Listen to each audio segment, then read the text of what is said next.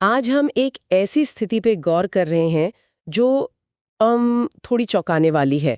सोचिए, एक सामान्य दिन और अचानक कोई व्यक्ति अंधा हो जाता है। हाँ, और अंधेरा नहीं दिखता, सब कुछ वो दूधिया सफेद दिखने लगता है। अजीब है ना? बहुत अजीब। और फिर ये सफेद अंधापन एक एक महामारी की तरह फैल जाता है। पूरे शहर में बिल्कुल। तेजी से। हमारे पास श्वेत अंधत्व, मानवीयता का अनावरण से कुछ अंश हैं जो इसी कहानी को बयान करते हैं। चलिए देखते हैं इन अंशों में क्या खास है। हाँ, ये कहानी वाकई सोचने पर मजबूर करती है। इन अंशों के अनुसार स्थिति इतनी बिगड़ जाती है कि सरकार वो क्या करती है? सरकार इन सभी अंधे लोगों को एक पुराने वीरान मानसिक अस्पताल में बंद कर देती है। बंद कर देती है, मतलब बस इकट्ठा करके डाल दिया। हाँ, बिल्कुल। बाहर सेना का पहरा, अंदर जा सकते हैं, बाहर नहीं आ सकते। लेकिन वहाँ न कोई व्यवस्था है, न कोई देखभाल। कुछ नहीं, कोई डॉक्टर नहीं, कोई नर्स नहीं, कोई सरकारी मदद नहीं, बस अंधे लोग और उनकी जरूरतें। बाप रे। ठीक है, तो चलिए इसे खोलते हैं। जब समाज का ढांचा इस तरह टूटता है तो क्या होता है, मतलब उस अस्पताल के अंदर? वहीं तो कहानी का असली मर्म है। स्रोत बताते हैं कि उस अस्पताल में अराजकता फैल जाती है। अराजकता? किस तरह की? भूख, गंदगी, डर, और फिर हिंसा, लालच, गुट बन जाते हैं। ओह, एक गुट जिसके पास हथियार है वो खाने पे कब्जा कर लेता है, फिर वो दूसरों से चीजें मांगते हैं, औरतों का शोषण करते हैं। ये तो बहुत भयानक है। हाँ। मतलब ये सिर्फ शारीरिक अंधापन नहीं रहा। नहीं, बिल्कुल नहीं। स्रोत यही बताते हैं कि ये असल में मन और आत्मा के अंधेपन को उजागर करता है।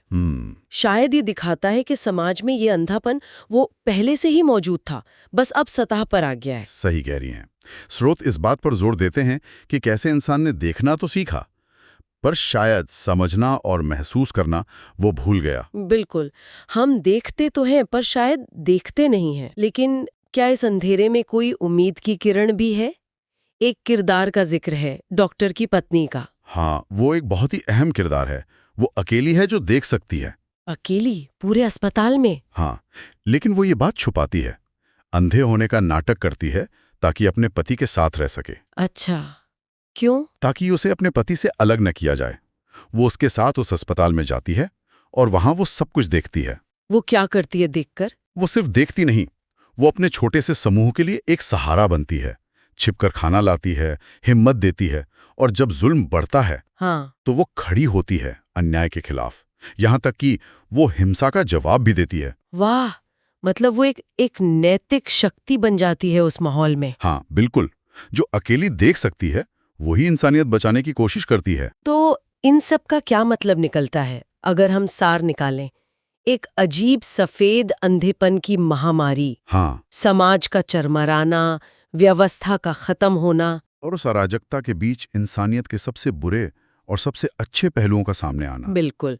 जैसे डॉक्टर की पत्नी का किरदार, जो देख सकती है पर अंधे होने का नाटक करती है और समूह को राह दिखाती है। हाँ, स्रोत बताते हैं कि ये कहानी सिर्फ अंधेपन के बारे में नहीं है।